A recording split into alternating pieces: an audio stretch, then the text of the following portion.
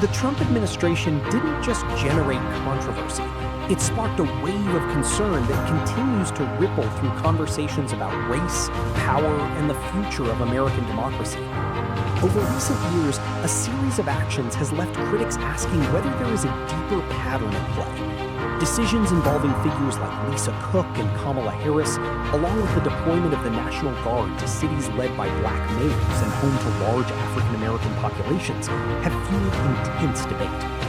At the same time, aggressive efforts to roll back diversity and equity initiatives at the federal level have added to the sense that something broader is unfolding, something that goes beyond individual policy disagreements.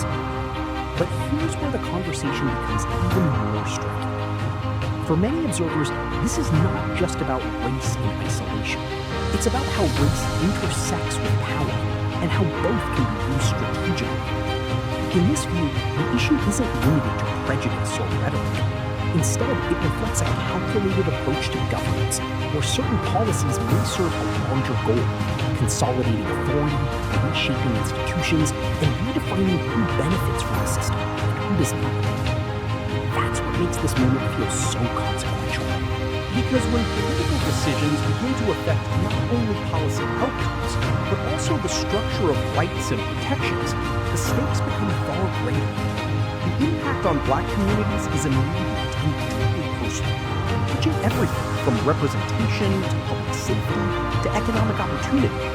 But the implications don't stop there. They extend to the broader question of how power is exercised in America and whether long-standing democratic norms are being preserved or gradually eroded.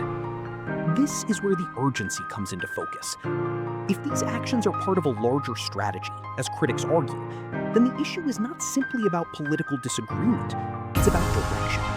It's about whether the country is moving toward greater inclusion and equal protection under the law, or toward a system where power is maintained through exclusion and control. And that leaves the nation facing a defining moment.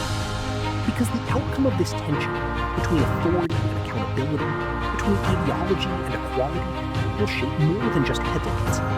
It will influence how institutions function, how communities experience justice, and how future generations understand freedom itself. The question is no longer whether these issues matter. The question is how far they will go, and what kind of country they will ultimately create.